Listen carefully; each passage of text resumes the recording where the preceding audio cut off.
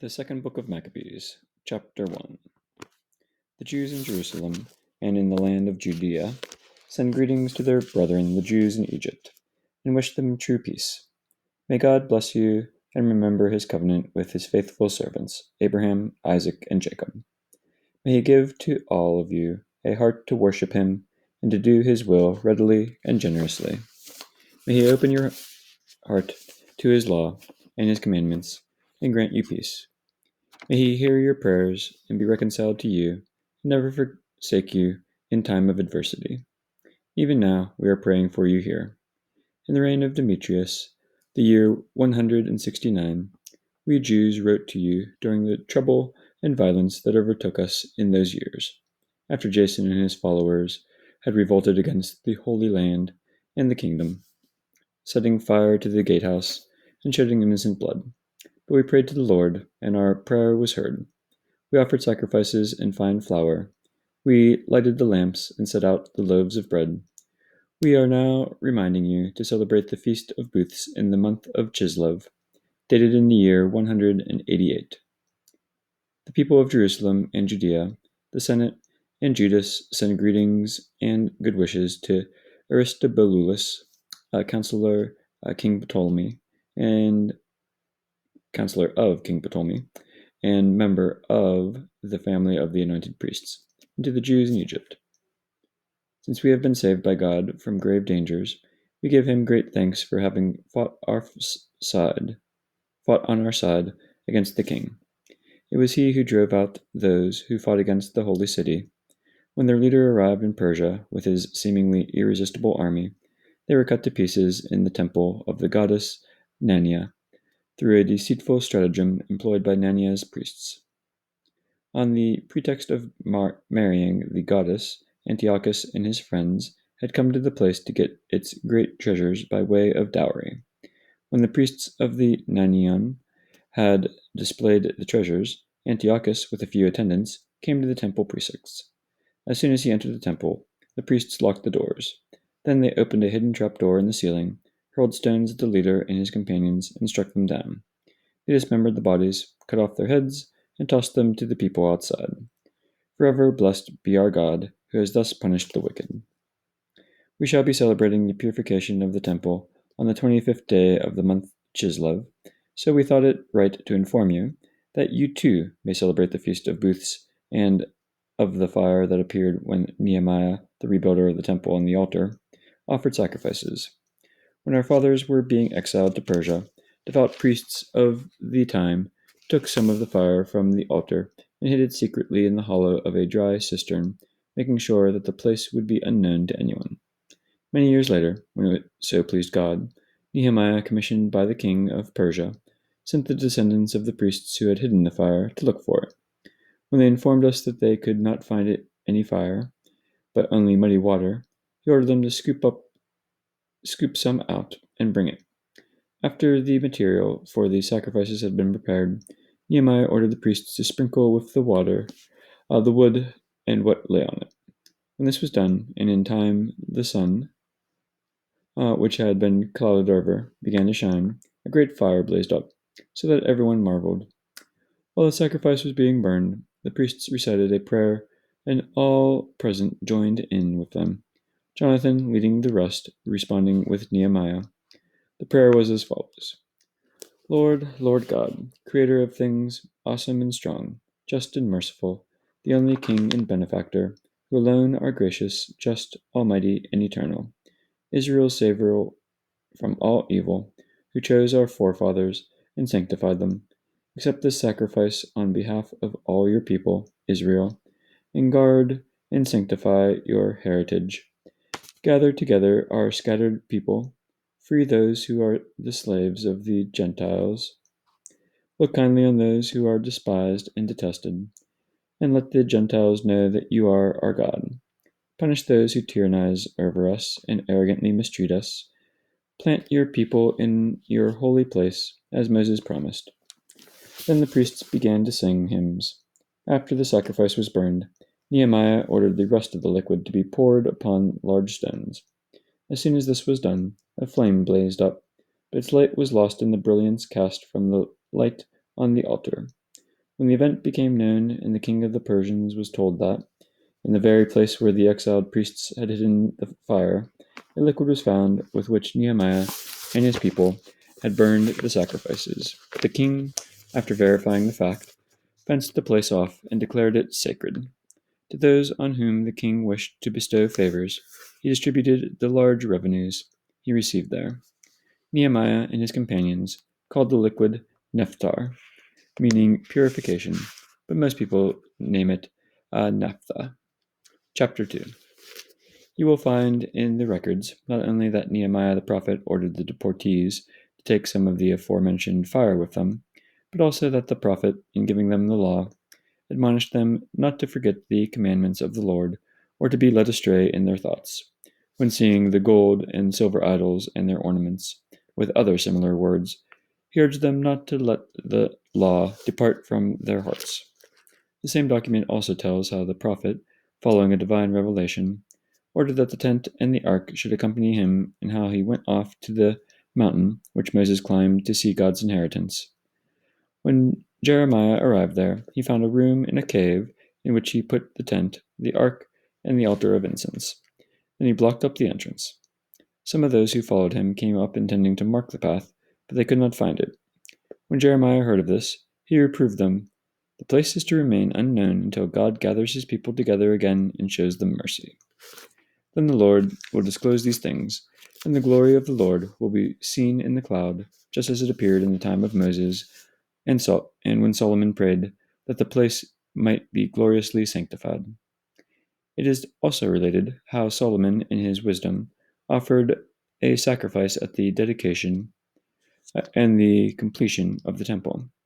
Just as Moses prayed to the Lord, and the fire descended from the sky and consumed the sacrifices, so Solomon also prayed, and fire came down and burned up the holocausts. Moses had said, because it had not been eaten, the sin offering was burned up. Solomon also celebrated the feast in the same way for 8 days. Besides these things, it is also told in the records and in Nehemiah's memoirs how he collected the books about the kings, the writings of the prophets and of David, and the royal letters about sacred offerings. In like manner, Judas also collected for us the books that had been scattered because of the war, and we now have them in our possession.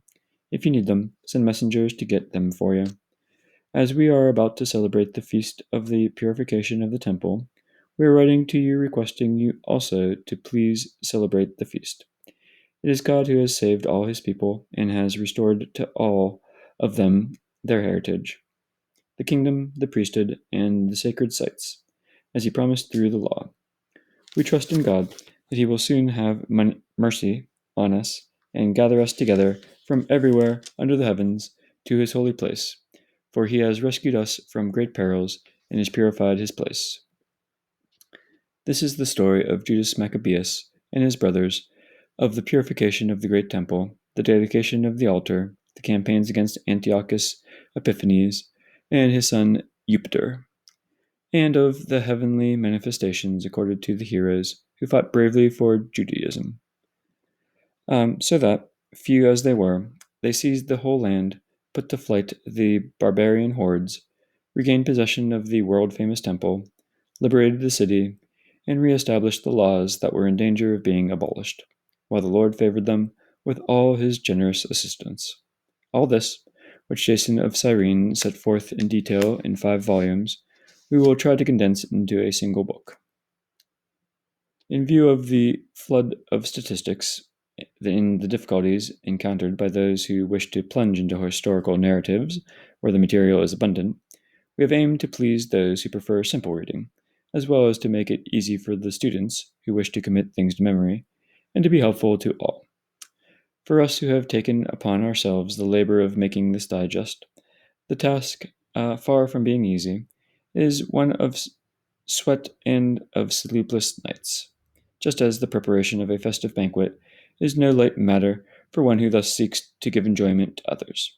Similarly, to win the gratitude of many, we will gladly endure these inconveniences, while we leave the responsibility for exact details to the original author, and confine our efforts to giving only a summary outline. as the architect of a new house must give his attention to the whole structure, while the man who undertakes the decoration in frescoes has only to concern himself with what is needed for ornamentation, so I think it is with us. To enter into questions and examine them thoroughly from all sides is the task of the professional historian. But the man who is making an adaptation should be allowed to aim at brevity of expression and to admit detailed treatment of the matter. Here, then, we shall begin our account without further ado. It would be nonsense to write a long preface to a story and then abbreviate the story itself. Chapter 3. While the holy city lived in perfect peace, and the laws were strictly observed, because of the piety of the high priest Onias and his hatred of evil, the kings themselves honored the place and glorified the temple with the most magnificent gifts. Then Seleucus, king of Asia, defrayed from his own revenues all the expenses necessary for the sacrificial services. But a certain Simon of the priestly course of Bilga, who had been appointed superintendent of the temple, had a quarrel with the high priest about the supervision of the city market. Since he could not prevail against Onias, he went to Apollonius of Tarsus, who, at that time, was governor of Celesyria, and Phoenicia, and reported to him that the treasury in Jerusalem was so full of untold riches that the total sum of money was incalculable and out of all proportion to the cost of the sacrifices, and that it would be possible to bring it all under the control of the king. When Apollonius had an audience with the king, he informed him about the riches that had been reported to him. The king chose his minister Heliodorus and sent him with instructions to expropriate the aforesaid wealth. So Heliodorus immediately set out on his journey, ostensibly to visit the cities of Colestria, Coelesyria, and Phoenicia, but in reality to carry out the king's purpose. When he arrived in Jerusalem and had been graciously received by the high priest of the city, he told him about the information that had been given, and explained the reason for his presence. And he asked if these things were really true. The high priest explained that part of the money was a care fund for widows and orphans, and a part was the property of Hyrcanus, son of Tobias, or Tobias, a man who occupied a very high position. Contrary to the calamities of the impious Simon, the total amounted to 400 talents of silver and 200 of gold. He added that it was utterly unthinkable to defraud those who had placed their trust in the sanctity of the place and in the sacred inviolability of a temple venerated all over the world. But because of the orders he had from the king, Heliodorus said that in any case the money must be confiscated for the royal treasury. So on the day he went in to take an inventory of the funds. There was great distress throughout the city. Priests prostrated themselves in their priestly robes before the altar, and loudly begged him in heaven, who had given the law about deposits, to keep the deposits safe for those who had made them. Whoever saw the appearance of the high priest was pierced to the heart, for the changed color of his face manifested the anguish of his soul.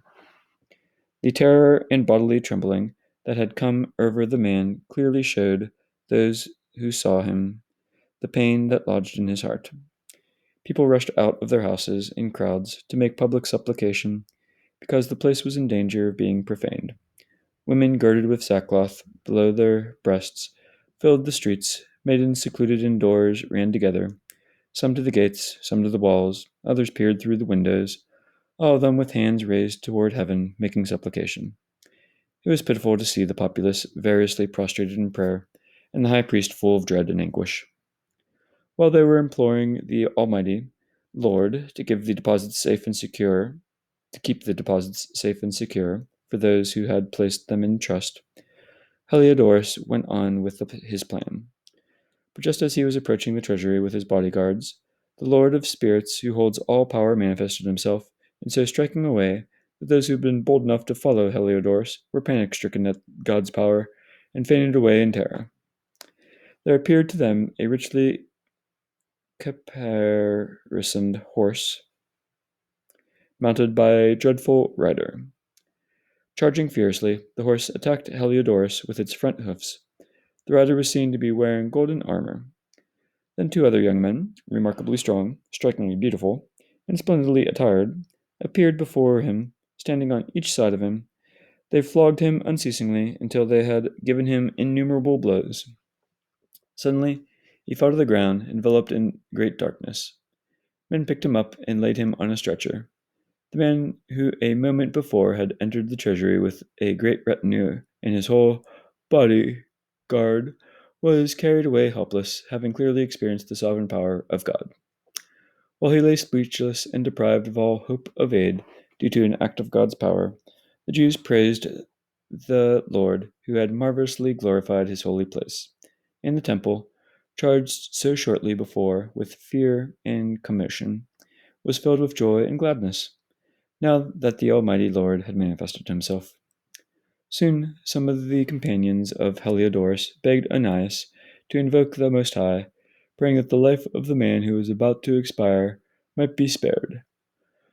Fearing that the king might think that Heliodorus had suffered some foul play at the hands of the Jews, the high priest offered a sacrifice for the man's recovery.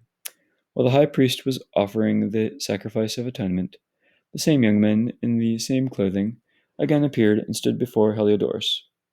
Be very grateful to the high priest Onias, they told him. It is for his sake that the Lord has spared your life. Since you have been scourged by heaven, proclaim to all men the majesty of God's power. When they had said this, they disappeared. After Heliodorus had offered a sacrifice to the Lord and made most solemn vows to him who had spared his life, he bade Onias farewell and returned with his soldiers to the king. Before all men he gave witness to the deeds of the Most High God that he had seen with his own eyes.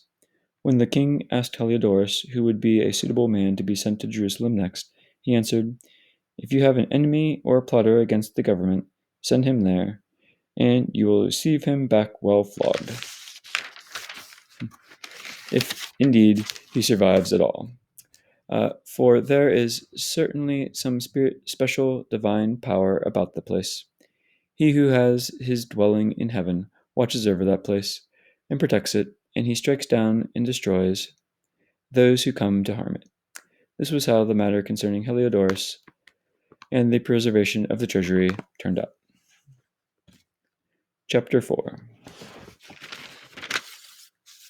The Simon mentioned above, and in the city as the informer about the funds against his own country, made false accusation that it was Onias who threatened Heliodorus, and instigated the whole miserable affair. He dared to brand as a plotter against the government the man who was a benefactor of the city, a protector of his compatriots, and a zealous defender of the laws. When Simon's hostility reached such a point that murders were being committed by one of his henchmen, Onias saw that the opposition was serious, and that Apollonius, son of Menethius, the governor of Cilicia and Phoenicia, was abetting Simon's wickedness. So he had recourse to the king, not as an accuser of his countrymen, but as a man looking to the general and particular good of all the people. He saw that, unless the king intervened, it would be impossible to have a peaceful government, and that Simon would not desist from his folly. But Seleucus died, and when Antiochus, surnamed Epiphanes, succeeded him on the throne, Onias's brother Jason obtained the high priesthood by corrupt means. In an interview, he promised the king 360 talents of silver, as well as 80 talents from another source of income. Besides this, he agreed to pay 150 more if he were given authority to establish a gymnasium and a youth club for it, and to enroll men in Jerusalem as Antiochians. When Jason received the king's approval and came into office, He immediately initiated his countrymen into the Greek way of life.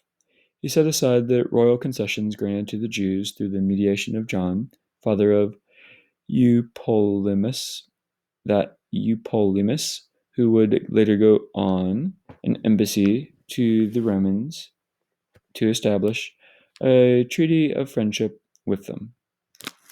He abrogated the lawful institutions and introduced customs contrary to the law. He quickly established a gymnasium at the very foot of the Acropolis, where he introduced the noblest young men to wear a Greek hat. The craze for Hellenism and foreign customs reached such a pitch through the outrageous wickedness of the ungodly pseudo high priest Jason that the priests no longer cared about the service of the altar.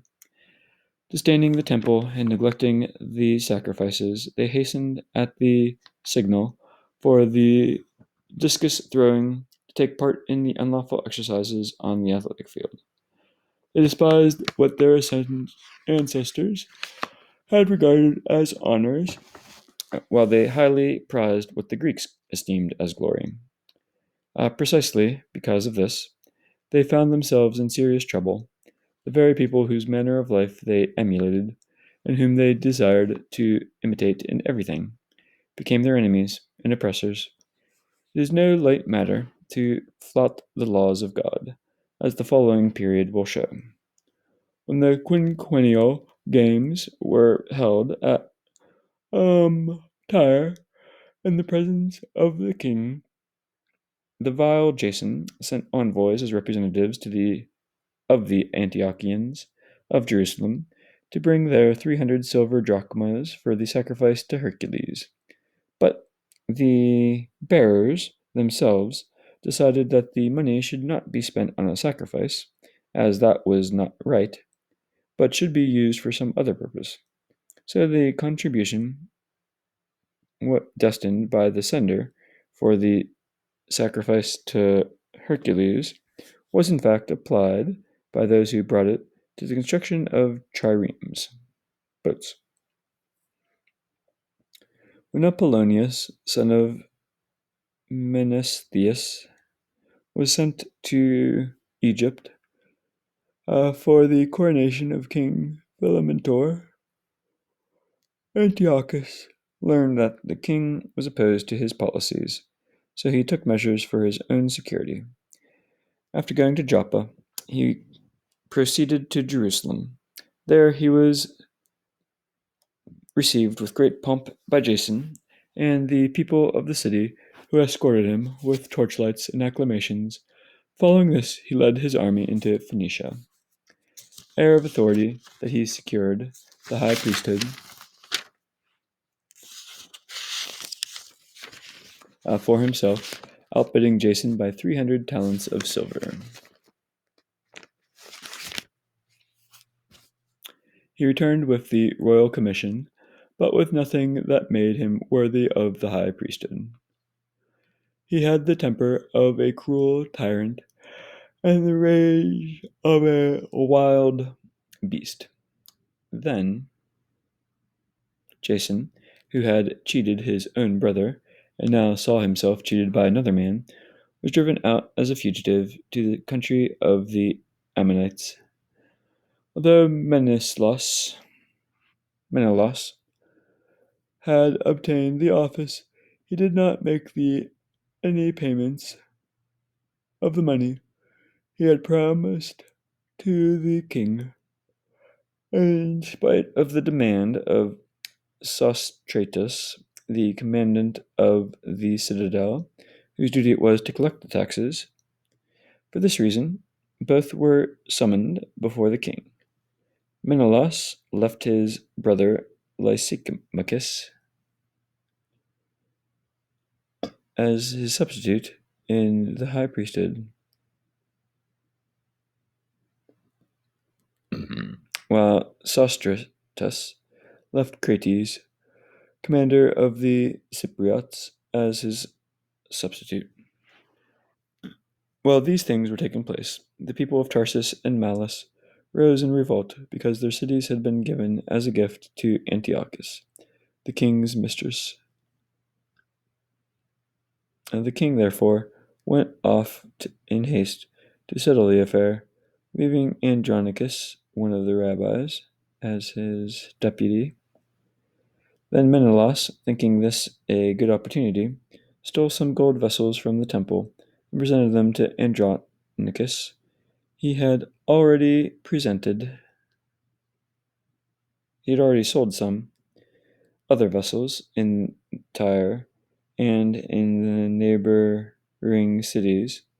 When Ananias had clear evidence of the facts, he made a public protest after withdrawing to the inviolable sanctuary at Daphne near Antioch.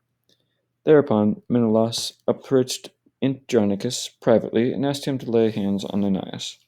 So Andronicus went to Ananias, and by treacherously reassuring him through sworn pledges with right hands joined, persuaded him, in spite of his suspicions, to leave the sanctuary. Then, without any regard for justice, he immediately put him to death.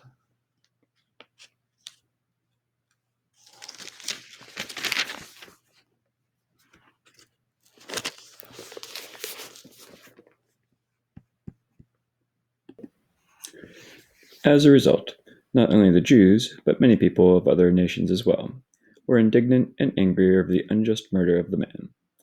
When the king returned from the region of Cilicia, the Jews of their city, together with the Greeks who detested the crime, went to see him about the murder of Aeneas. Antiochus was deeply grieved and full of pity. He wept as he recalled the prudence and noble conduct of the deceased. Inflamed with anger, he immediately stripped Andronicus of his purple robe, tore off his other garments, and had him led through the whole city to the very place where he had committed the outrage against Aeneas. And there he put the murderer to death. Thus the Lord rendered him the punishment he deserved. Many sacrilegious thefts had been committed by Lysimachus in the city with the connivance of Menelaus. When word was spread that a large number of gold vessels had been stolen, the people assembled in protest against Lysimachus.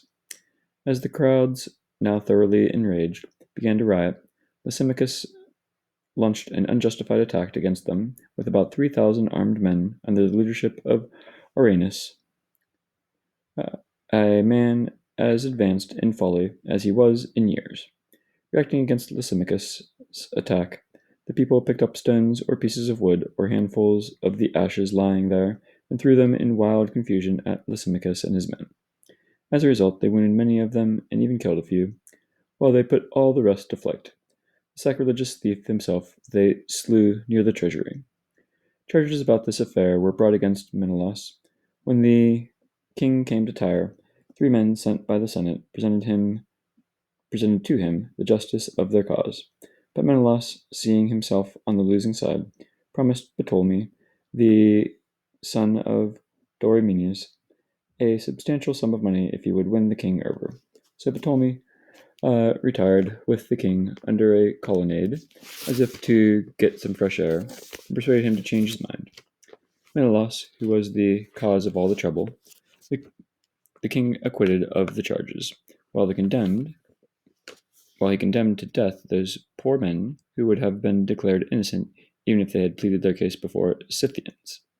Thus, those who had prosecuted the case for the city, for the people, and for the sacred vessels quickly suffered unjust punishment.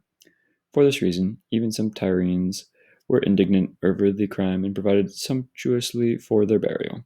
But Menelaus, thanks to the covetousness of the men in power, remained in office where he grew in wickedness and became the chief plotter against their fellow citizens. His fellow citizens, too. Chapter 5. About this time, Antiochus sent his second expedition into Egypt. It then happened that all over the city, for nearly 40 days, there appeared horsemen charging in midair, clad in garments interwoven with gold companies, fully armed with lances and drawn swords, squadrons of cavalry in battle array, charges and countercharges on this side and that, with brandished shields and bristling spears, flights of arrows and flashes of gold ornaments, together with armor of every sort. Therefore, all prayed that this vision might be a good omen. But when a false rumor circulated that Antiochus was dead, Jason gathered fully 1,000 men and suddenly attacked the city. As the defenders on the walls were forced back and the city was finally being taken, Menelaus took refuge in the citadel. Jason then slaughtered his fellow citizens without mercy, not realizing that triumph over one's own kindred was the greatest failure, but imagining that he was winning a victory over his enemies, not his fellow countrymen. Even so, he did not gain control of the government, but in the end received only disgrace for his treachery, and once again took refuge in the country of the Ammonites. At length he met a miserable end. Called to account before Aretas, king of the Arabs, he fled from city to city, hunted by all men, hated as a transgressor of the laws, abhorred as the butcher of his country and his countrymen. After being driven into Egypt, he crossed the sea into the Spartans, among whom he hoped to find protection because of his relations with them. There, he who had exiled so many from their country perished in exile, and he who had cast so many to lie unburied went unmourned himself, with no funeral of any kind, or any place in the tomb of his ancestors. When these happenings were reported to the king, he thought that Judea was in revolt. Raging like a wild animal, he set out from Egypt and took Jerusalem by storm. He ordered his soldiers to cut down, without mercy, those whom they met, and to slay those who took refuge in their houses. There was a massacre of young and old, a killing of women and children, a slaughter of virgins and infants. In the space of 3 days, 80,000 were lost, 40,000 meeting a violent death, and the same number being sold into slavery. Not satisfied with this, the king dared to enter the holiest temple in the world. Menelaus, that traitor, both to the laws and to his country, served as guide. He laid his impure hands on the sacred vessels and gathered up with profane hands the votive offerings made by other kings for the advancement, the glory, and the honor of the place. Puffed up in spirit, Antiochus did not realize that it was because of the sins of the city's inhabitants that the Lord was angry for a little while, and hence disregarded the holy place. If they had not become entangled in so many sins, this man, like Heliodorus, who was sent by King Seleucus to inspect the treasury, would have been flogged and turned back from his presumptuous action as soon as he approached. The Lord, however, had not chosen the people for the sake of the place, but the place for the sake of the people. Therefore, the place itself, having shared in the people's misfortunes, afterward participated in their good fortune, and what the Almighty had forsaken in his anger was restored in all its glory once the great sovereign became reconciled. Antiochus carried off 1,800 talents from the temple and hurried back to Antioch. In his arrogance, he planned to make the land navigable and the sea passable on foot. So carried away he was with pride. But he left governors to harass the nation at Jerusalem, Philip of Phrygian by birth, and in character more cruel than the man who appointed him. At Mount Gerizim, Andronicus, and besides these, Menelaus, who lorded it over his fellow citizens worse than the others did.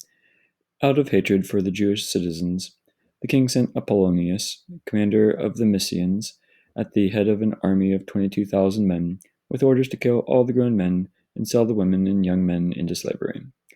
When this man arrived in Jerusalem, he pretended to be peacefully disposed and waited until the holy day of the Sabbath. Then, finding the Jews refraining from work, he ordered his men to parade fully armed. All those who came out to watch, he massacred, and running through the city with armed men, he cut down a large number of people.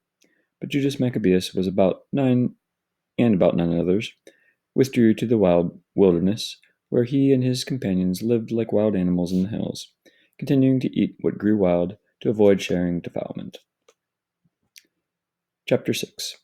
Not long after this, the king sent an Athenian senator to force the Jews to abandon the customs of their ancestors and live no longer by the laws of God, also to profane the temple in Jerusalem and dedicate it to Olympian Zeus, and that on Mount Gerizim to Zeus the Hospitable, as the inhabitants of the place requested. This intensified the evil in an intolerable and utterly disgusting way. The Gentiles filled the temple with debauchery and revelry. They amused themselves with prostitutes and had intercourse with women even in the sacred court. They also brought into the temple things that were forbidden, so that the altar was covered with abominable offerings prohibited by the laws.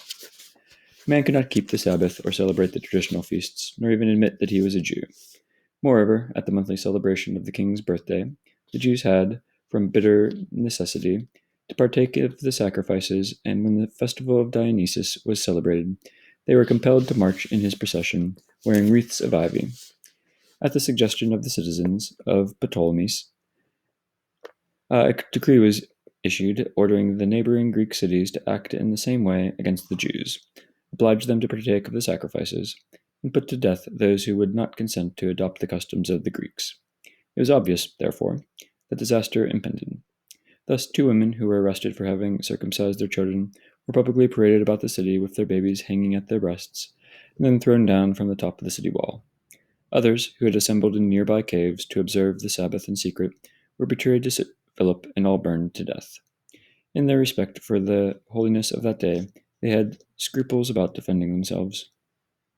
Now I beg those who read this book not to be disheartened by these misfortunes, but to consider that these chastisements were meant not for the ruin, but for the correction of our nation. It is, in fact, a sign of great kindness to punish sinners promptly, instead of letting them go on for long. Thus, in dealing with other nations, the Lord patiently waits until they reach the full measure of their sins before he punishes them. But with us, he has decided to deal differently, in order that he may not have to punish us more severely later, when our sins have reached their fullness. He never withdraws his mercy from us. Although he disciplines us with misfortunes, he does not abandon his people. Let these words suffice for recalling this truth. Without further ado, we must go on with our story. Eleazar, one of the foremost scribes, a man of advanced age and noble appearance, was being forced to open his mouth to eat pork. But preferring a glorious death to a life of defilement, he spat out the meat, and went forward of his own accord to the instrument of torture, as men ought to do who have the courage to reject the food which it is unlawful to taste, even for the love of life.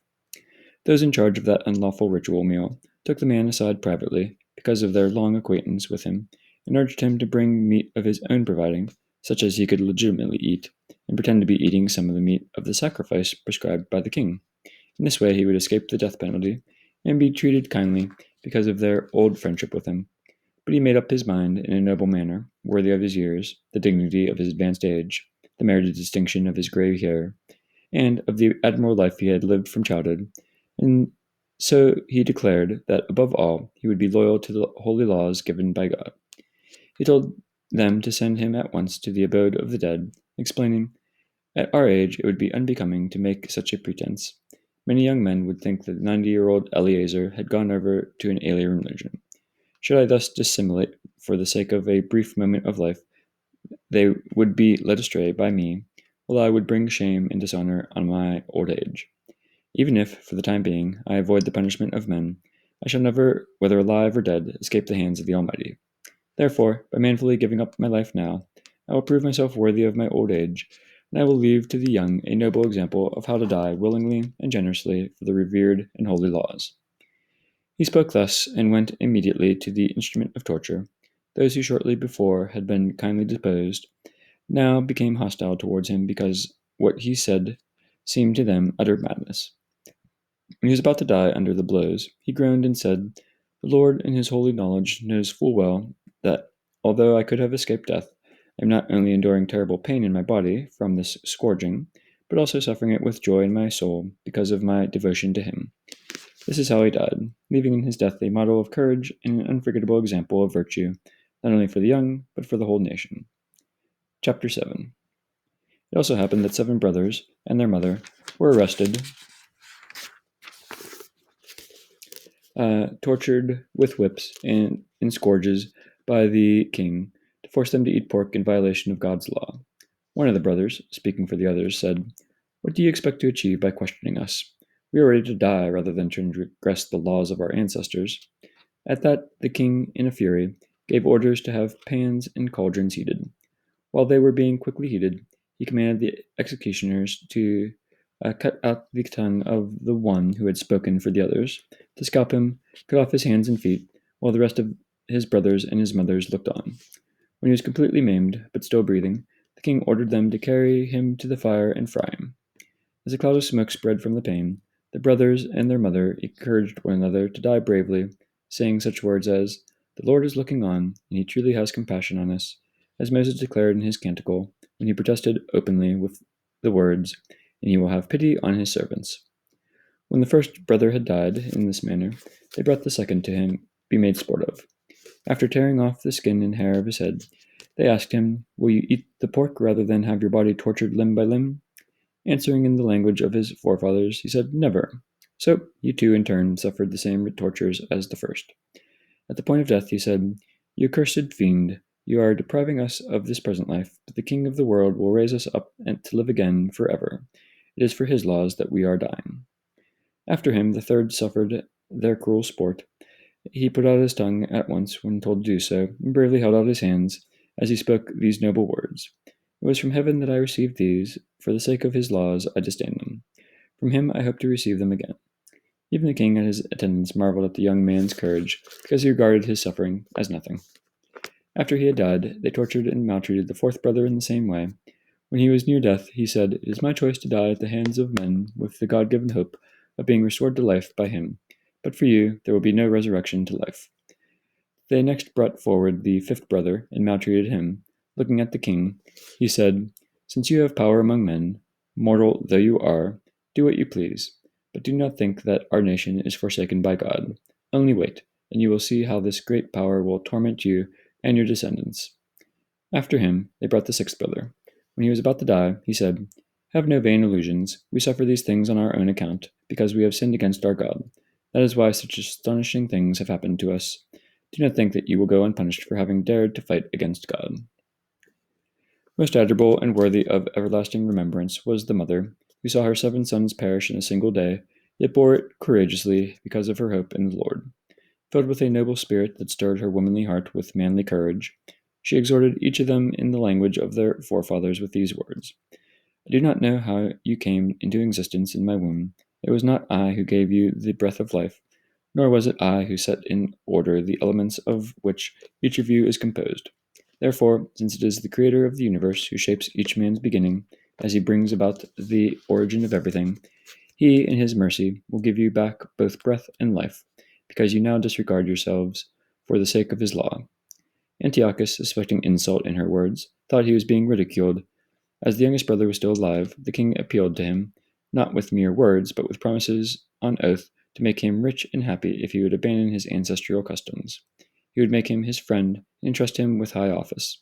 When the youth paid no attention to him at all, the king appealed to the mother, urging her to advise her boy to save his life. After he had urged her for a long time, she went through the motions of persuading her son.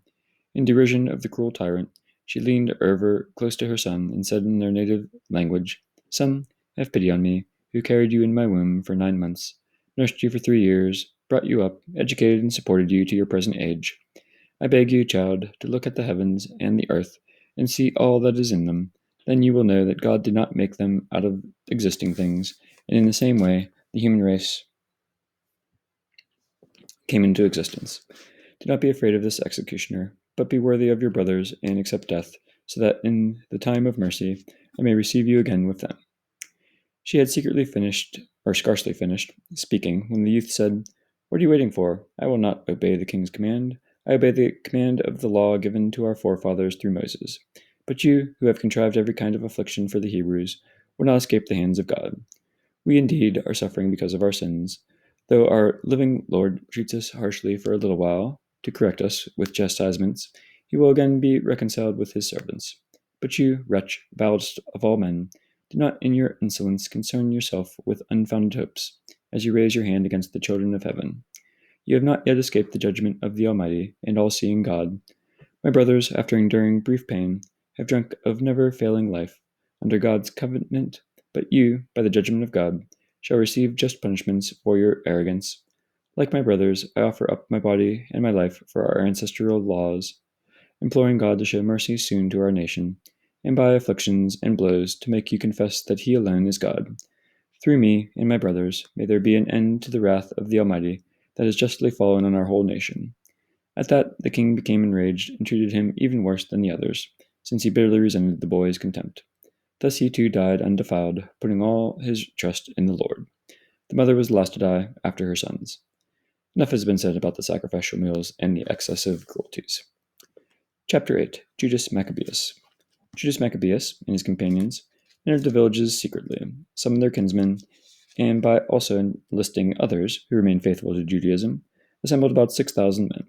They implored the Lord to look kindly upon his people, who were being oppressed on all sides, to have pity on the temple, which was profaned by godless men, to have mercy on the city, which was being destroyed and about to be leveled to the ground, to hearken to the blood that cried out to him, to remember the criminal slaughter of innocent children and the blasphemies uttered against his name, and to manifest his hatred of evil. Once Maccabeus got his men organized, the Gentiles could not withstand him, for the Lord's wrath had not changed to mercy. Coming unexpectedly upon towns and villages, he would set them on fire. He captured strategic positions and put to flight a large number of the enemy. He preferred the knights as being especially helpful for such attacks. Soon the fame of his valor spread everywhere. When Philip saw that Judas was gaining ground little by little, and that his successful advances were becoming more frequent, he wrote to Ptolemy, the governor of Coelesyria and Phoenicia, and to come to the aid of the king's government. Ptolemy promptly selected Nicanor, son of Patroclus, one of the chief friends, and sent him at the head of at least 20,000 armed men of various nations to wipe out the entire Jewish race.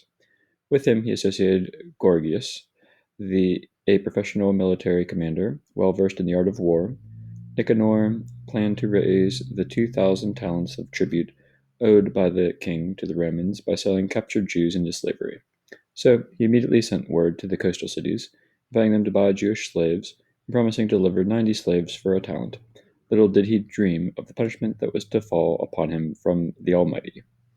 When Judas learned of Nicanor's advance and informed his companions about the approach of the army, the cowardly and those who lacked faith in God's justice deserted and got away.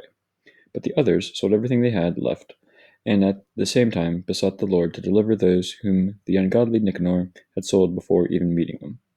They begged the Lord to do this, if not for their sake, at least for the sake of the covenants made with their forefathers, and because they themselves bore this holy, glorious name.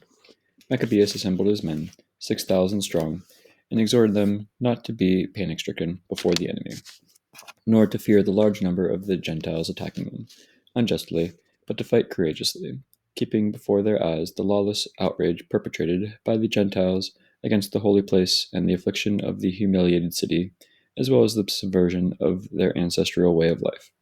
They trust in weapons and acts of daring, he said, but we trust in Almighty God, who can by a mere nod destroy not only those who attack us, but the whole world.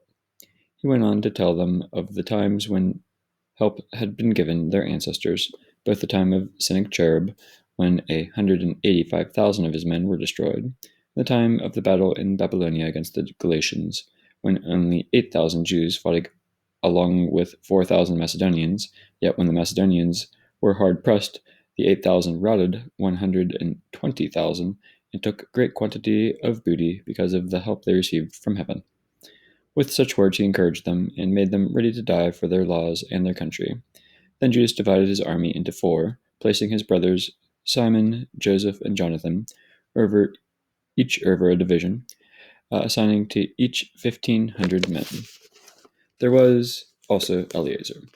After reading to them from the holy book and giving them the watchword, the help of God, he himself took charge of the first division and joined in battle with Nicanor. With the Almighty as their ally, they killed more than 9,000 of the enemy, wounded and disabled the greater part of Nicanor's army, and put all of them to flight. They also seized the money of those who had come to buy them as slaves. When they had pursued the enemy for some time, they were obliged to return by reason of the late hour. It was the day before the Sabbath, and for that reason they could not continue the pursuit. They collected the enemy's arms, stripped them of their spoils, and then observed the Sabbath with fervent praise and thanks to the Lord, who kept them safe for that day, on which he let descend on them the first dew of his mercy. After the Sabbath, they gave a share of the booty to the persecuted and to the widows and orphans, and the rest they divided among themselves and their children. When this was done, they made supplication in common, imploring the merciful Lord to be completely reconciled with his servants. They also challenged the forces of Timothy and Bacchides, killed more than 20,000 of them, and captured some very high fortresses. They divided the enormous plunder, allotting half to themselves and the rest to the persecuted, to orphans, widows, and the aged. They collected the enemy's weapons and carefully stood them in suitable places. The rest of the spoils they carried to Jerusalem. They also killed the commander of Timothy's forces, a most wicked man, who had done great harm to the Jews. While celebrating the victory in their ancestral city, they burned both those who had set fire to the sacred gates at Callisthenes and had taken refuge in a little house, so he received the reward his wicked deeds deserved. The accursed Nicanor, who had brought the 1,000 slave dealers to buy the Jews after being humbled through the Lord's help by those whom he had thought of no account, laid aside his fine clothes and fled alone across country like a runaway slave until he reached Antioch. He was eminently successful in destroying his own army. So he who had promised to provide tribute to the Romans by the capture of the people of Jerusalem testified that the Jews had a champion, and that they were invulnerable for that very reason that they followed the laws laid down by him. Chapter 9. About that time, Antiochus retreated in disgrace from the region of Persia. He had entered the city called Persepolis and attempted to rob the temple and gain control of the city. Thereupon the people had swift recourse to arms, and Antiochus's men were routed, so that in the end Antiochus was put to flight by the natives and forced to beat a shameful retreat. On his arrival to Ecbatana, he learned what had happened to Nicanor and to Timothy's forces. Overcome with anger, he planned to make the Jews suffer for the injury done by those who had put him to flight. Therefore he ordered his charioteer to drive without stopping until he finished the journey. Yet the condemnation of heaven rode with him, since he said in his arrogance, "I will make Jerusalem the common graveyard of the Jews as soon as I arrive there." So the all-seeing Lord, the God of Israel, struck him down with an unseen but incurable blow. For scarcely had he uttered these words when he was seized with excruciating pains in his bowels and sharp internal torment, a fit punishment for him who had tortured the bowels of others, and many barbarous torments. Far from giving up his insolence, he was all the more filled with arrogance. Breathing fire in his rage against the Jews, he gave orders to drive even faster. As a result, he hurtled from the dashing chariot, and every part of his body was racked by the violent fall. Thus he who previously, in his superhuman presumption, thought he could command the waves of the sea, and imagined he could weigh the mountain tops in his scales, was now thrown to the ground and had to be carried on a litter, clearly manifesting to all the power of God. The body of this impious man swarmed with worms, and while he was still alive in hideous torments, his flesh rotted off, so that the entire army was sickened by the stench of his corruption. Shortly before, he had thought could reach the stars of heaven, and now no one could endure to transport the man because of intolerable stench. At last, broken in spirit, he began to give up his excessive arrogance, to gain some understanding under the scourge of God, for which he was racked with pain unceasingly. When he could no longer bear his own stench, he said, "It is right to be subject to God, and not to think one's mortal self divine." Then this foul man vowed to the Lord, who would no longer have mercy on him, that he would set free the holy city, toward which he had been hurrying, with the intention of leveling it to the ground, and making it a common graveyard. He would put on perfect equality with the Athenians all the Jews, whom he had judged not even worthy of burial, but fit only to be thrown out with their children, to be eaten by vultures and wild animals. He would adorn with the finest offerings the holy temple, which he had previously despoiled. He would restore all the sacred vessels many times over, and would provide from his own revenues the expenses required for the sacrifices. Besides all this, he would become a Jew himself and visit every inhabited place to proclaim there the power of God. But since God's punishment had justly come upon him, his sufferings were not lessened, so he lost hope for himself and wrote the following letter to the Jews in the form of supplication. It read thus: "To my esteemed Jewish citizens, Antiochus, their king and general, sends hearty greetings and best wishes for their health and happiness. If you and your children are well, and your affairs are going as you wish, I thank God very much, for my hopes are in heaven. Now that I am ill, I recall with affection the esteem and good will you bear me. On returning from the regions of Persia, I fell victim to a troublesome illness, so I thought it necessary to form plans for the general welfare of all. Actually, I do not despair about my health, since I have great hopes of recovering from my illness. Nevertheless, I know that my father, whenever he went on campaigns in the hinterland, would name his successor, so that, if anything unexpected happened, or any unwelcome news came, the people throughout the realm would know to whom the government had been entrusted, so not to be disturbed. I am also bearing in mind that the neighboring rulers, especially those on the borders of our kingdom, are on the watch for opportunities and waiting to see what will happen. I have therefore appointed as king my son Antiochus, whom I have often before entrusted and commended to most of you when I made hurried visits to the outlying provinces. I have written to him the letter copied below. Therefore, I beg and entreat each of you to remember the general and individual benefits you have received, and to continue to show goodwill toward me and my son. I am confident that, following my policy, he will treat you with mildness and kindness in his relations with you. So this murderer and blasphemer, after extreme sufferings, such as he had inflicted on others, died a miserable death in the mountains of a foreign land. His foster brother Philip brought the body home, but fearing Antiochus' son, he later withdrew into Egypt to Ptolemy Philometor. Chapter 10. When Maccabeus and his companions, under the Lord's leadership, had recovered the temple and the city, they destroyed the altars erected by the Gentiles in the marketplace and the sacred enclosures. After purifying the temple, they made a new altar. Then, with fire struck from flint, they offered sacrifice for the first time in 2 years, burned incense, and lighted lamps. They also set out the showbread. When they had done this, they prostrated themselves and begged the Lord that they might never again fall into such misfortunes, and that if they should sin at any time, he might chastise them with moderation, and not hand them over to blasphemous and barbarous Gentiles. On the anniversary of the day on which the temple had been profaned by the Gentiles, that is, the 25th of the same month, Chislev, the purification of the temple took place. The Jews celebrated joyfully for 8 days, as on the Feast of Booths, remembering how, a little while before, they had spent the Feast of Booths living like wild animals in caves on the mountains, carrying rods entwined with leaves, green branches, and palms. They sang hymns of grateful praise to him who had brought about the purification of his own place. By direct edict and decree, they prescribed that the whole Jewish nation should celebrate these days every year. Such was the end of Antiochus, surnamed Epiphanes. Now we shall relate what happened under Antiochus Eupator, the son of that godless man, and shall give a summary of the chief evils caused by the wars. When Eupator succeeded to the kingdom, he put a certain Lysias in charge of the government as commander-in-chief, called Syria and Phoenicia. Ptolemy, surnamed Macron, had taken the lead in treating the Jews fairly because of the previous injustice that had been done them, and he endeavored to have peaceful relations with them. As a result, he was accused before Eupator by the king's friends. In fact, on all sides he heard himself called a traitor for having to abandon Cyprus, which Philometor had entrusted to him, and for having gone over to Antiochus Epiphanes. Since he could not command the respect due his high office, he ended his life by taking poison.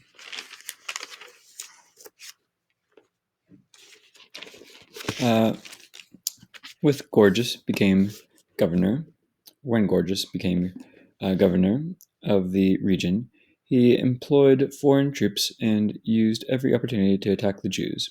At the same time, the Idumeans, who held some important strongholds, were harassing the Jews. They welcomed fugitives from Jerusalem and endeavored to continue the war. Maccabeus and his companions, after public prayers asking God to be their ally, moved quickly against the strongholds of the Idumeans. Attacking vigorously, they gained control of the places, drove back all who manned the walls, and cut down those who opposed them, killing as many as 20,000 men. When at least 9,000 took refuge in 2 very strong towers containing everything necessary to sustain a siege, Maccabeus left Simon and Joseph, along with Zacchaeus and his men, in sufficient numbers to besiege them, while he himself went off to places where he was more urgently needed. But some of the men in Simon's forces, who were money lovers, let themselves be bribed by some of the men in the towers. On receiving 70,000 drachmas, they allowed a number of them to escape. When Maccabeus was told what had happened, he assembled the rulers of the people and accused those men of having sold their kinsmen for money by setting their enemies free to fight against them. So he put them to death as traitors, and without delay captured the 2 towers. As he was successful at arms in all his undertakings, he destroyed more than 20,000 men in the 2 strongholds. Timothy, who had previously been defeated by the Jews, gathered a tremendous force of foreign troops and collected a large number of cavalry from Asia. Then he appeared in Judea, ready to conquer it by force. At his approach, Maccabeus and his men made supplication to God, sprinkling earth upon their heads, and girding their loins in sackcloth. Lying prostrate at the foot of the altar, they begged him to be gracious to them, and to be an enemy to their enemies, and a foe to their foes, as the law declares. After the prayer, they took up their arms and advanced a considerable distance from the city, halting when they were close to the enemy, as soon as dawn broke. The enemies joined the battle, the one having as pledge of success the victory not only their valor, but also their reliance on the Lord, and the other taking fury as their leader in the fight. In the midst of the fierce battle, there appeared the enemy from the heavens 5 men riding on golden bridled horses, who led on the Jews. They surrounded Maccabeus, and shielding him with their own armor, kept him from being wounded. They shot arrows and hurled thunderbolts at the enemy, who were bewildered and blinded, thrown into confusion and routed. 2,500 of their foot soldiers and 600 of their horsemen were slain. Timothy, however, fled to a well-fortified stronghold called Gazara, where Chaereas was in command. For 4 days, Maccabeus and his men eagerly besieged the fortress.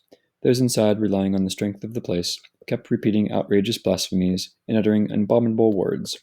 When the 5th day dawned, 20 young men in the army of Maccabeus, angered over such blasphemies, bravely stormed the wall with the savage fury cut down, and eventually cut down everyone they encountered. Others who climbed up the same way swung around on the defenders, taking the besieged in the rear. They put the towers to the torch, spread the fire, and burned the blasphemers alive. Still others broke down the gates and let in the rest of the troops, who took possession of the city. Timothy hid in a cistern, but they killed him, along with his brother Chaereas and Apollophanes. And completing these exploits, they blessed with hymns of grateful praise the Lord, who shows great kindness to Israel and grants them victory. Chapter 11. Very soon afterward, Lysias, guardian and kinsman of the king and head of the government, being greatly displeased at what had happened, mustered about 80,000 infantry and all his cavalry and marched against the Jews. His plan was to make Jerusalem a Greek settlement, to levy tribute on the temple, as he did on the sanctuaries of other nations, and to put the high priesthood up for sale every year.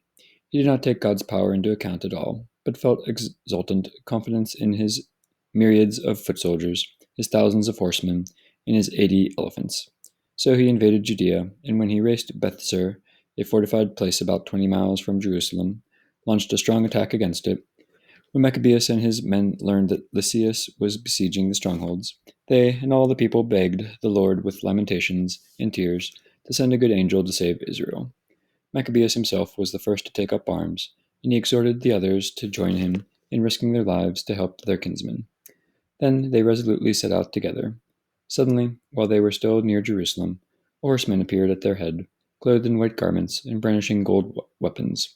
Then all of them together thanked God for his mercy, and their hearts were filled with such courage that they were ready to assault not only men, but the most savage beasts, yes, even walls of iron. Now that the Lord had shown his mercy toward them, they advanced in battle order with the aid of their heavenly ally. Hurling themselves upon the enemy like lions, they laid low 11,000 foot soldiers and 1,600 horsemen, and put all the rest to flight. Most of those who got away were wounded and stripped of their arms, while Lysias himself escaped only by shameful flight. But Lysias was not a stupid man. He reflected on the defeat he had suffered, and came to realize that the Hebrews were invincible because the mighty God was their ally. He therefore sent a message, persuading them to settle everything on just terms, and promising to persuade the king also, and to induce him to become their friend. Maccabeus, solicitous for the common good, agreed to all that Lysias proposed, and the king, on his part, granted in behalf of the Jews all the written requests of Maccabeus to Lysias. These are the terms of the letter which Lysias wrote to the Jews. Lysias sends greetings to the Jewish people. John and Absalom, your envoys, have presented your signed communication and asked about the matters contained in it. Whatever had to be referred to the king, I called to his attention, and the things that were acceptable he has granted. If you maintain your loyalty to the government, I will endeavor to further your interests in the future. On the details of these matters, I have authorized my representatives, as well as your envoys, to confer with you. Farewell. The year 148, the 24th of Dioscorinthius. The king's letter read thus: King Antiochus sends greetings to his brother Lysias. Now that our father has taken his place among the gods, we wish the subjects of our kingdom to be undisturbed in conducting their own affairs. We understand that the Jews do not agree with our father's policy concerning Greek customs, but prefer their own way of life. They are petitioning us to let them retain their own customs. Since we desire that this people, too, should be undisturbed, our decision is that their temple be restored to them and that they live in keeping with the customs of their ancestors.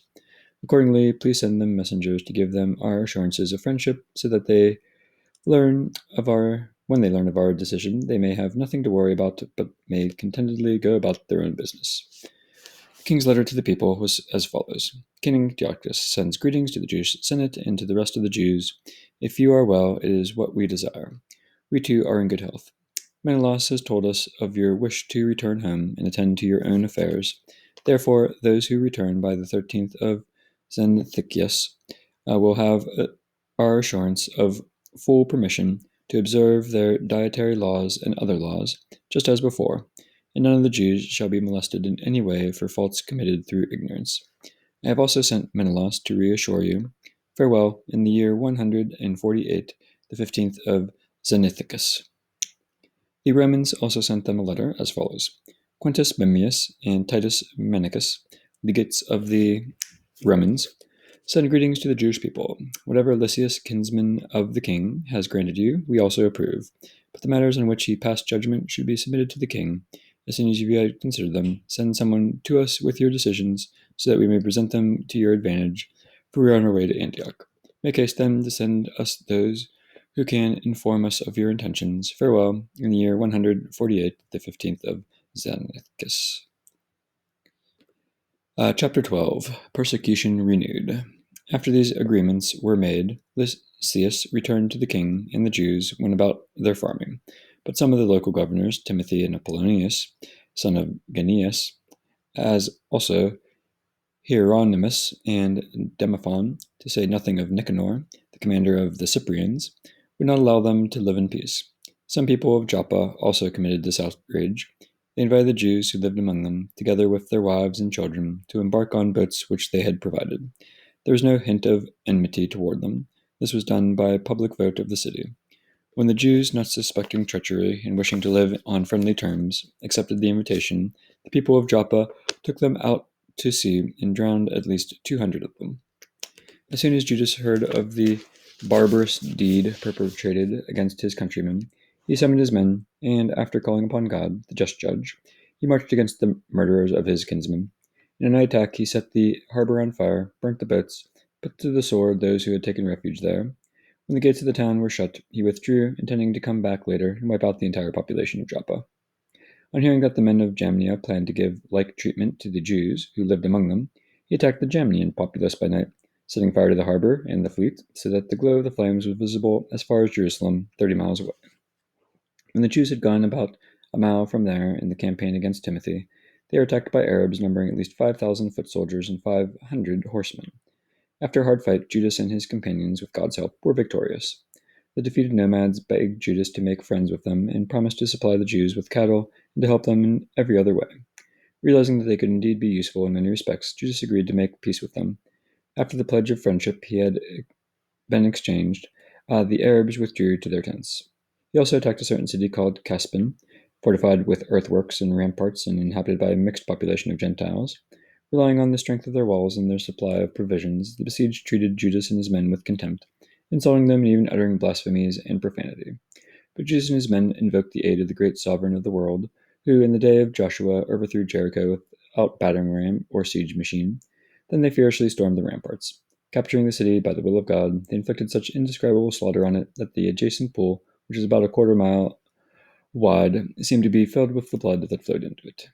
Then, when they had gone on some 90 miles, they reached Charax, where there were certain Jews known as Tobiani.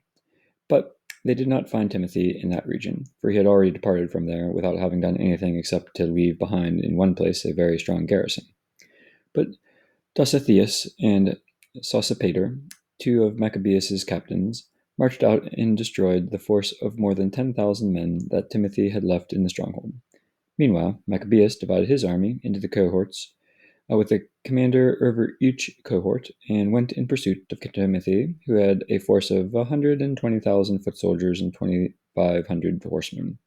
When Timothy learned of the approach of Judas, he sent on ahead of him the women and children, as well as the baggage, to a place called Carnion, which was hard to besiege and even hard to reach because of the difficult terrain of that region. But when Judas' first cohort appeared, the enemy was overwhelmed with fear and terror at the manifestation of the All-Seeing. Scattering in every direction, they rushed away in such headlong flight that in many cases they wounded one another, pierced by the swords of their own men. Judas pressed the pursuit vigorously, putting the sinners to the sword and destroying as many as 30,000 men. Timothy himself fell into the hands of the men under Dositheus and Sosipater.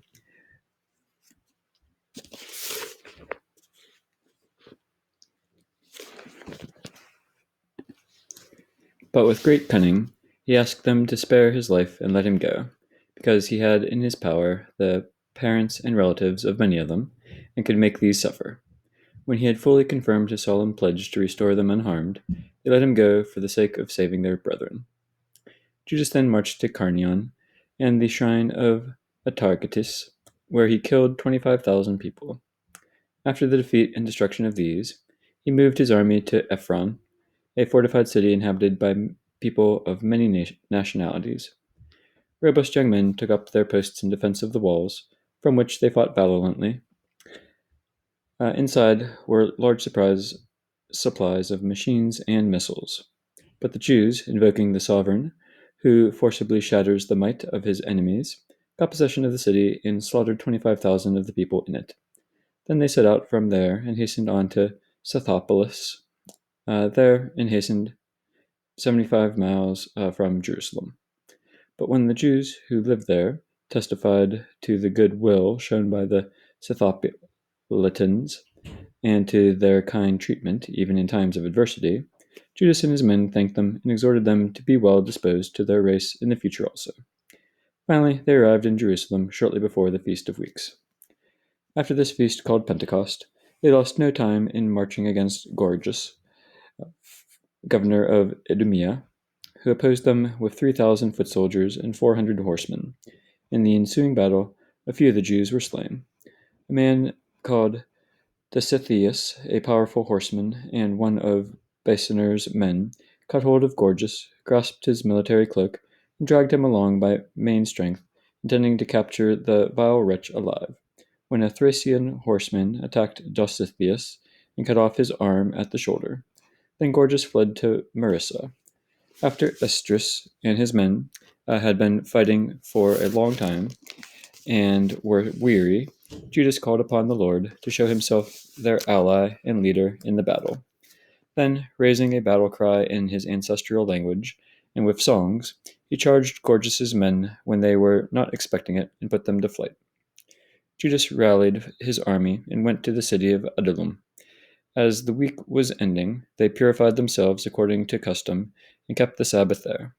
On the following day, since the task had now become urgent, Judas and his men went to gather up the bodies of the slain and bury them with their kinsmen in their ancestral tombs. But under the tunic of each and the dead they found amulets sacred to the idols of Jamnia, which the law forbids the Jews to wear. So it was clear to all that this was why these men had been slain. They all therefore praised the ways of the Lord, the just judge who brings to light the things that are hidden. Turning to supplication, they prayed that the sinful deed might be fully blotted out. The noble Judas warned the soldiers to keep themselves free from sin, for they had seen with their own eyes what had happened because of the sin of those who had fallen.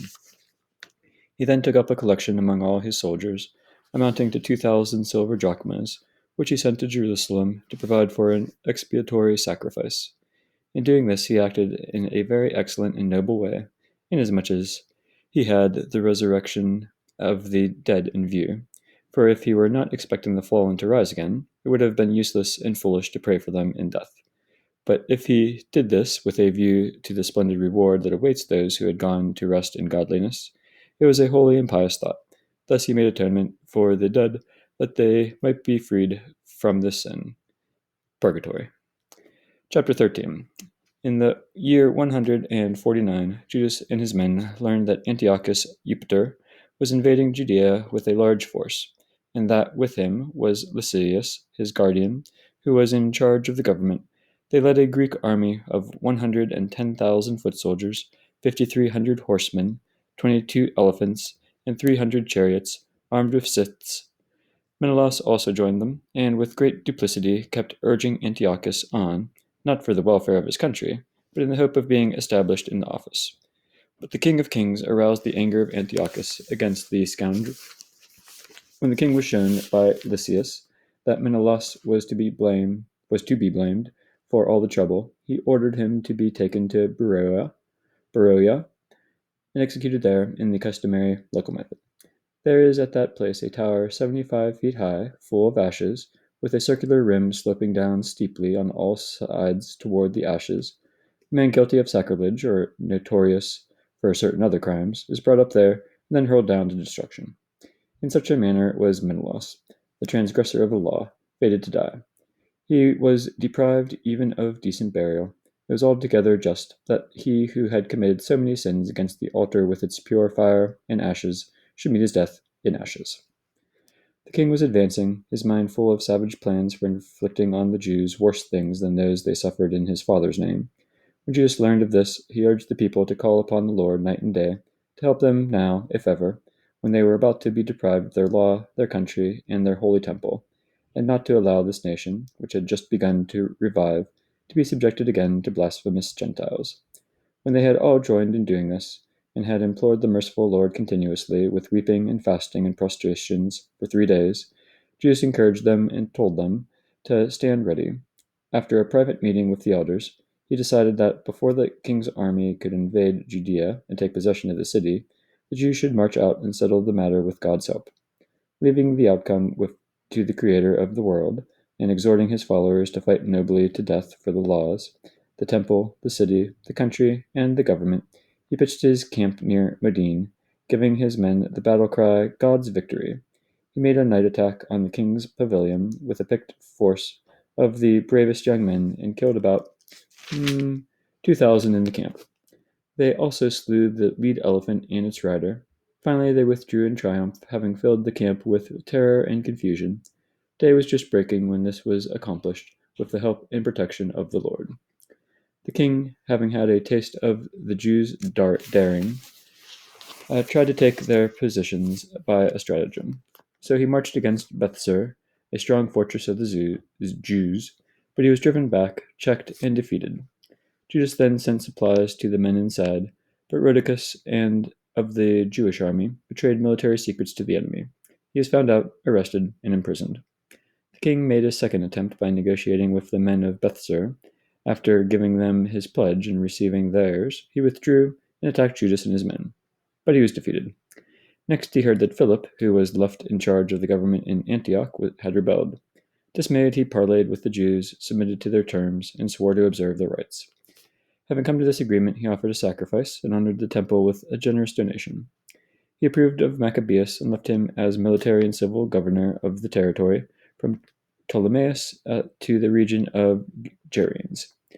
When he came to Ptolemais, the people in that city were angered by the peace treaty. In fact, they were so indignant that they wanted to annul its provisions. But Lysias took the platform, defended the treaty as well as he could, and won them over by persuasion.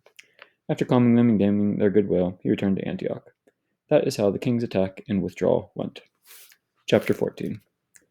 3 years later, Judas and his men learned that Demetrius, son of Seleucus, had sailed into the port of Tripolis with a powerful army and fleet, and that he had occupied the country after doing away with Antiochus and his guardian Lysias.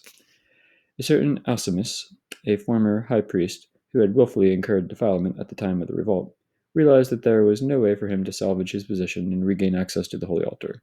So he went to King Demetrius in the year 151 and presented him with a gold crown and a palm branch, as well as some of the customary olive branches from the temple. On that occasion he kept quiet, but he found an opportunity to further his mad scheme when he was invited to the council by Demetrius and questioned about the dispositions and intentions of the Jews. He replied, Those Jews called Hasidians, led by Judas Maccabeus, are warmongers, who stir up sedition and keep the kingdom from enjoying peace and quiet. For this reason, now that I am deprived of my ancestral dignity, that is to say, the high priesthood, I have come here, first out of my genuine concern for the king's interests, and secondly out of consideration for my own countrymen, since our entire nation is suffering great affliction from the unreasonable conduct of the people just mentioned. When you have informed yourself in detail on these matters, O king, act in the interest of our country and its hard-pressed people with the same gracious consideration that you show toward all. As long as Judas is around, it is impossible for the state to enjoy peace. When he had said this, the other friends, who were hostile to Judas, quickly added fuel to Demetrius' indignation. Well, the king immediately chose Nicanor, who had been in command of the elephants, and appointed him governor of Judea. He sent him off with orders to put Judas to death, to disperse his followers, and to set Alcimus as high priest in the great temple. The Gentiles from Judea, who would have banished Judas, came flocking to Nicanor, thinking that the misfortunes and calamities of the Jews would mean prosperity for them. When the Jews heard of Nicanor's coming, and the Gentiles were rallying to him, they sprinkled themselves with earth and prayed to him who established his people forever, and who always comes to the aid of his heritage. At their leader's command, they set out at once and came upon the enemy at the village of Edessa. Judas's brother Simon had enraged Nicanor, but because of the sudden appearance of the enemy, suffered a slight repulse. However, when Nicanor heard of the valor of Judas and his men, and the great courage with which they fought for their country, he shrank from deciding the issue by bloodshed. So he sent Posidonius, Theodotus, and Mattathias to arrange an agreement. After a long discussion of the terms, each leader communicated them to his troops, and when general agreement was expressed, they assented to the treaty. The day was set on which the leaders would meet by themselves from each city. From each side, a chariot came forward, and thrones were set in place. Judas had posted armed men in readiness at suitable points for fear that the enemy might suddenly carry out some treacherous plan, but the conference was held in the proper way. Nicanor stayed on in Jerusalem, where he did nothing out of place. He got rid of the throngs of ordinary people who gathered around him, but he always kept Judas in his company, for he had a cordial affection for the man. He urged him to marry and have children, so Judas married, settled down, shared the common life. When Alcimus saw their friendship for each other, he took the treaty that had been made to Demetrius and said that Nicanor was plotting against the state, and that he had appointed Judas, the conspirator against the kingdom, to be his successor. Stirred up by the villain's calumnies, the king became enraged. He wrote to Nicanor, stating that he was displeased with the treaty, and ordering him to send Maccabees as prisoner to Antioch without delay. When the message reached Nicanor, he was dismayed, for he hated to break his agreement with a man who had done no wrongs. However, there was no way of opposing the king, so he watched for an opportunity to carry out this order by stratagem. But Maccabees noticed that Nicanor was becoming cool in his dealings with him, and acting with unaccustomed rudeness when they met. He concluded that his coldness betokened no good, so he gathered together a large number of his men and went into hiding from Nicanor. When Nicanor realized that he had been disgracefully outwitted by the man, he went to the great and holy temple at a time when the priests were offering the customary sacrifices and ordered them to surrender Judas. As they declared, under oath, that they did not know where the man who was wanted was, he raised his right hand toward the temple and swore this oath: "If you do not hand Judas over to me as prisoner, I will level this shrine of God to the ground. I will tear down the altar and erect here a splendid temple to Dionysus." With these words he went away. The priests stretched out their hands toward heaven, calling upon the unfailing defender of our nation in these words: "Lord of all, though you are in need of nothing, you have approved of a temple for your dwelling place among us. Therefore, O Holy One, Lord of all holiness, preserve forever undefiled this house which has been so recently purified." This certain Rhazes, one of the elders of Jerusalem, was denounced to Nicanor as a patriot. A man highly regarded, he was called a father of the Jews because of his love for them. In the early days of the revolt, he had been convicted of Judaism, and had risked body and life in his ardent zeal for it. Nicanor, to show his detestation of the Jews, sent more than 500 soldiers to arrest him. He thought that by arresting such a man he would deal the Jews a hard blow. But when these troops, on the point of capturing the tower, were forcing the outer gate, and calling for fire to set the door ablaze, Rhazes, now caught on all sides, turned his sword against himself, preferring to die nobly rather than fall into the hands of vile men and suffer outrages unworthy of his noble birth. In the excitement of the struggle, he failed to strike exactly. So while the troops rushed in through the doors, he gallantly ran up to the top of the wall, and with manly courage threw himself down into the crowd. But as they quickly drew back and left an opening, he fell into the middle of an empty space. Still breathing and inflamed with anger, he got up and ran through the crowd, with blood gushing from his frightful wounds. Then, standing on a steep rock as he lost the last of his blood, he tore out his entrails and flung them with both hands into the crowd, calling upon the Lord of life and of spirit to give these back to him again. Such was the manner of his death. Chapter 15. When Nicanor learned that Judas and his companions were in the territory of Samaria, he decided to attack them in all safety on the day of rest. The Jews who were forced to follow him pleaded, "Do not massacre them in that way like a savage barbarian, but show respect for the day which the All-Seeing has exalted with holiness above all other days." At this the thrice sinful wretch asked if there was a ruler in heaven who prescribed the keeping of the Sabbath day. When they replied that there was indeed such a ruler in heaven, the living Lord himself, who commanded the observance of the Sabbath day, he said, "I on my part am ruler on earth, and my orders are that you take up arms and carry out the king's business." Nevertheless, he did not succeed in carrying out his cruel plan. In his utter boastfulness and arrogance, Nicanor had determined to erect a public monument of victory over Judas and his men. But Maccabeus remained confident, fully convinced that he would receive help from the Lord. He urged his men not to fear the enemy, but mindful of the help they had received from heaven in the past, to expect that now, too, victory would be given to them by the Almighty. By encouraging them with words from the law and the prophets, and by reminding them of the battles they had already won, he filled them with fresh enthusiasm. Having stirred up their courage, he gave his orders and pointed out at the same time the perfidy of the Gentiles and their violation of oaths. When he had armed each of them, not so much with the safety of shield and spear, as with the encouragement of noble words, he cheered them all by relating a dream, a kind of vision worthy of belief. What he saw was this: Ananias, the former high priest, a good and virtuous man, modest in appearance, gentle in manners, distinguished in speech, and trained from childhood in every virtuous practice, was praying with outstretched arms for the whole Jewish community. Then, in the same way, another man appeared, distinguished by his white hair and dignity, and with an air about him of extraordinary majestic authority. Ananias then said of him, "This is God's prophet Jeremiah, who loves his brethren and fervently prays for his people and their holy city." Stretching out his right hand, Jeremiah presented a gold sword to Judas. As he gave it to him, he said, "Accept this holy sword as a gift from God. With it you shall crush your adversaries." Encouraged by Judas's noble words, which had power to instill valor and still young hearts to courage, the Jews determined not to delay, but to charge gallantly and decide the issue by hand-to-hand combat with the utmost courage. Since their city and its temple with the sacred vessels were in danger, they were not so much concerned about their wives and children, or their brothers and kinsmen. Their first and foremost fear was for the consecrated sanctuary. Those who remained in the city suffered a like agony, anxious as they were about the battle in the open country. Everyone now awaited the decisive moment.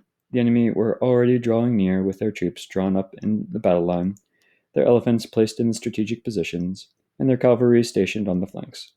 Maccabeus, contemplating the hosts before him, their elaborate equipment, and the fierceness of their elephants, stretched out his hands toward heaven and called upon the Lord who works miracles, for he knew that it is not through arms but through the Lord's decision that victory is won by those who deserve it.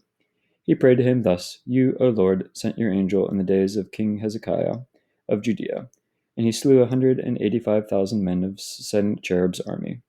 Sovereign of the heavens, send a good angel now to spread fear and dread before us. By the might of your arm, may those who be struck down who have blasphemously come against your holy people." With this he ended his prayer. Nicanor and his men advanced to the sound of trumpets and battle songs. But Judas and his men met the army with supplication and prayers, fighting with hands and praying to God with their hearts. They laid low at least 35,000 and rejoiced greatly um, over this manifestation of God's power. When the battle was over and they were joyfully departing, they discovered Nicanor lying there in all his armor. So they raised tumultuous shouts in their native tongue in praise of the divine sovereign.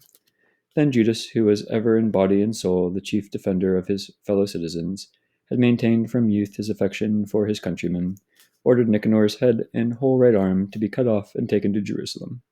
When he arrived there, he assembled his countrymen, stationed the priests before the altar, and sent for those in the citadel. He showed them the vile Nicanor's head and the wretched blasphemer's arm that had been boastfully stretched out against the holy dwelling of the Almighty. He cut out the tongue of the godless Nicanor, saying he would feed it piecemeal to the birds and would hang up the other wages of his folly opposite the temple. At this, everyone looked toward heaven and praised the Lord, who manifests his divine power, saying, Blessed be he who has kept his own place undefiled. Judas hung up Nicanor's head on the wall of the citadel, a clear and evident proof to all of the Lord's help. By public vote it was unanimously decreed never to let this day pass unobserved, but to celebrate on the 13th day of the 12th month called Adar, in Aramaic, the eve of Mordecai's day. Since Nicanor's doings ended this way, with the city remaining in possession of the Hebrews from that time on, I will bring my own story to an end here too. If it is well written and to the point, that is what I wanted. If it is poorly done and mediocre, that is the best I could do. Just as it is harmful to drink wine alone or water alone, whereas mixing wine with water makes a much more pleasant drink and increases delight, so a skillfully composed story delights the ears of those who read the work. Let this then be the end.